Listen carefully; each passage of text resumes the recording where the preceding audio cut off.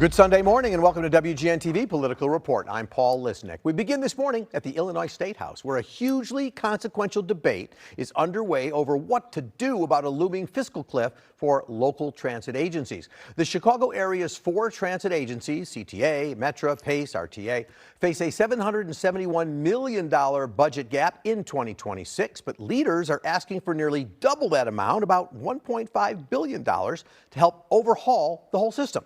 Last year, ridership across the agencies surpassed $360 million, but 40% cuts are on the line if state lawmakers don't act before the end of the spring session this May. A new report detailed exactly what that could look like. The Regional Transportation Authority warning that without help, the CTA could eliminate more than half of its bus routes and cut service or even close 50 rail stations. At Metra, early morning, late evening trains could be eliminated and weekday service would be cut to 1 train per hour. And at PACE, weekend buses and late night service would be on the chopping block. Around 3,000 jobs are also on the line. Here to talk more about those plans is the chairman of the Regional Transportation Authority Board of Directors and former Illinois Senator Kirk Dillard. Welcome to the show, Mr. Chair, Mr. Senator. Thank you, Paul. It's great to be back with you. So the RTA, and you've spoke recently, of course, at the City Club. RTA made it clear that without a $1.5 billion by the end of May, we're facing doomsday. Why that amount, and is it scalpel or sledgehammer time? Well, we face a $771 million fiscal cliff. We're not alone. Every other major big city transit agency has the same problem we do. Our patterns of work have changed. Lots of people don't go in Monday, they don't go in Friday. Zoom, Teams meetings have changed the way we travel. Ridership's up 3 straight years in a row. We still move 1.2 million people a day on the RTA system. We are clearly using a scalpel system here. We had a big hearing yesterday of the RTA board, measured, studied, so it's not a sledgehammer. We're very systematically trying to figure out what we would do if we didn't get new funding. But why is the loss double the amount of or why is the ask double the amount of what the loss would be? Well, the loss, because of just the change in ridership, is basically 20% of our ridership, but that equates to 40% that we would have to cut. Lots of fixed prices that are out there, but a 20% reduction in revenues for the RTA means service cuts of 40%. Now, you also warned that the cuts you're talking about that could happen, those are just for the first year, and then look out. So I have to ask, a lot of people say, anybody that wants money, they're going to make things look really bad. Is this saber rattling? How bad is this going to get for real? Oh, it would be doomsday. I say we just don't have a fiscal cliff in transit. We have a regional emergency. Mass transit to the region is worth about $2.5 billion a year that we would lose in economic activity in the 6-county metro area if we don't fill that fiscal cliff hole.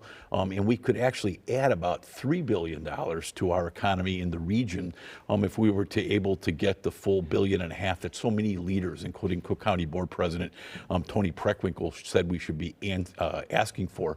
I do want to point out that even if you fill that fiscal cliff hole of $771 million, that's just to keep the status quo.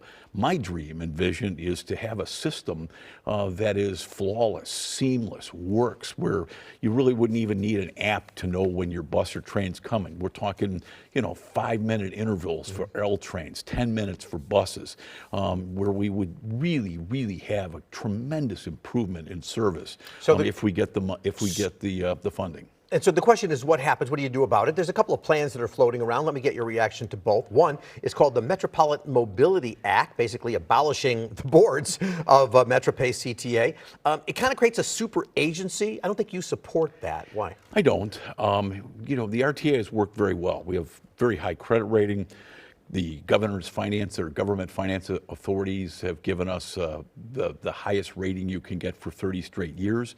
We've never had a shutdown of our system. And Paul, we have the most efficient, over historical times, 10 years, most efficient mass transit system per mile in America.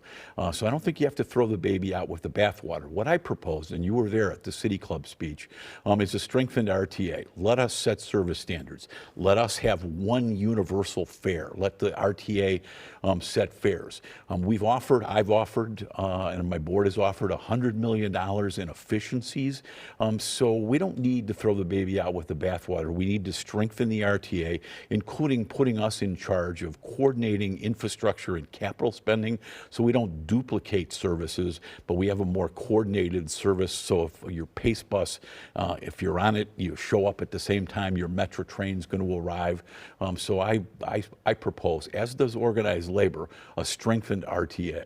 And that's not unlike, it's sort of in accord with the other bill that's floating around called United We Move. But that seems to go further than at least what you're saying here. Things like road usage fees, exploring all of that. What is your thought about the road usage fee? Well, Pay as you drive. The road usage fee in that bill really has nothing to do with the transit cliff. It's really offered as sort of it's a pilot program, very small, like 1,000 cars, but it has nothing to do with the transit cliff.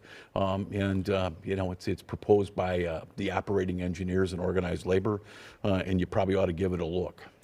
I don't think either of those plans, if they work, actually closes the funding gap here. And the governor has made it clear, look, money's tight. He's made some demands. So what happens to that piece of this? Well, I am in accord with so many people. I don't believe you should give new revenue to mass transit without reform. And I've laid out that reform, strengthened RTA. We have $100 million in efficiencies. That sounds like the old Senator Dillard, to be honest with you. Correct. Yeah, I am, we have, as I just said, the highest credit rating you can get at the RTA.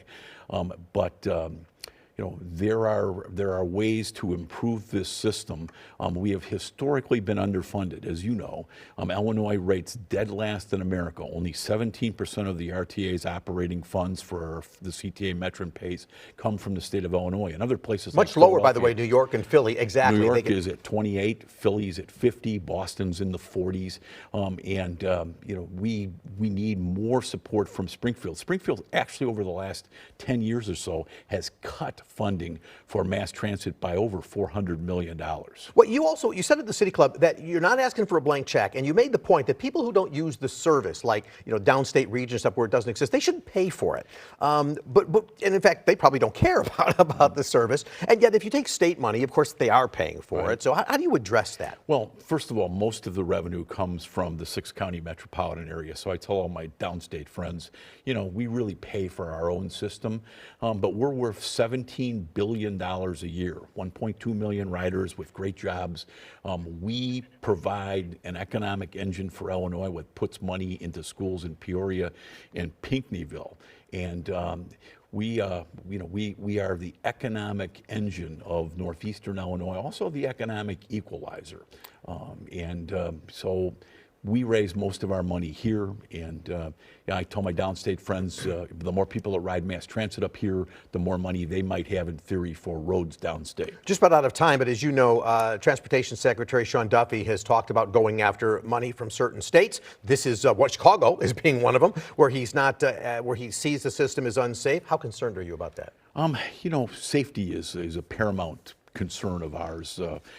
At the RTA, we've had a safety summit. We've got another transportation meeting, and safety of our riders is our paramount concern. Not only personal safety, crime, and other things, but also physical safety on our trains and our buses. All right, Chairman Kirk Dillard, former Senator Kirk Dillard. Good to see you on a Sunday morning. Thank you for coming in. Appreciate that. All right, still to come this hour on WGN TV Political Report. The heated race for mayor in Illinois' second largest city. Will voters in Aurora give incumbent Richard Irvin a third term? But first, we have to believe that our allies look at this as a colossal mistake. Yeah, tough questions for national security officials over Signalgate, as it's called. Congressman Mike Quigley joins me in our studios when we come back. Stay with us.